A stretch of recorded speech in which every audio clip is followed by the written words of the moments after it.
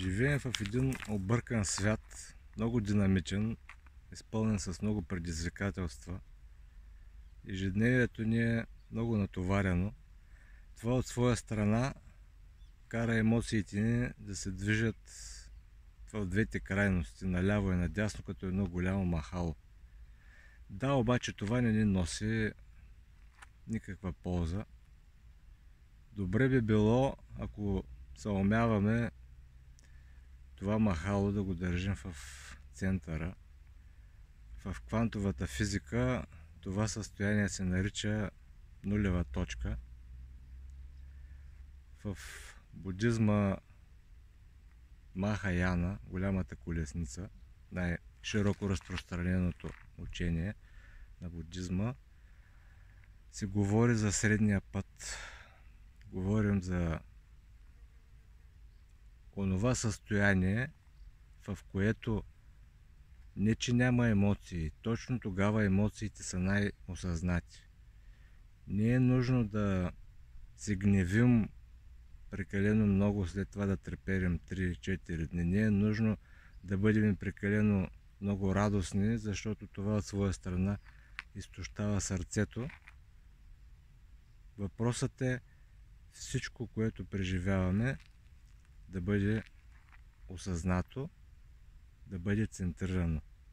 И едва тогава бихме могли да бъдем полезни за себе си. Едва тогава бихме могли да разкрием истинския си потенциал.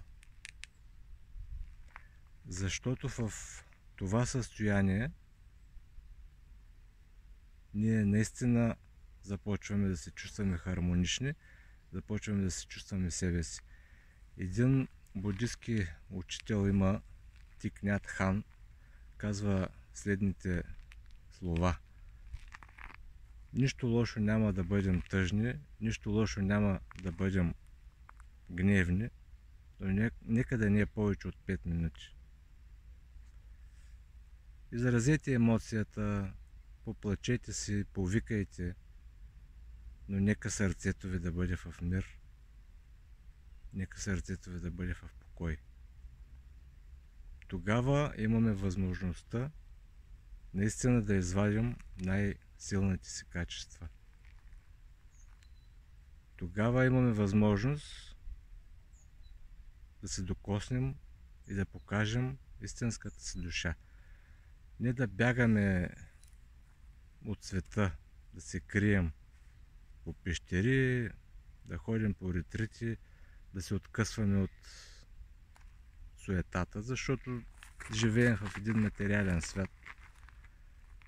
Това е бягство. Същото е да избягаш в някакво учение. Не.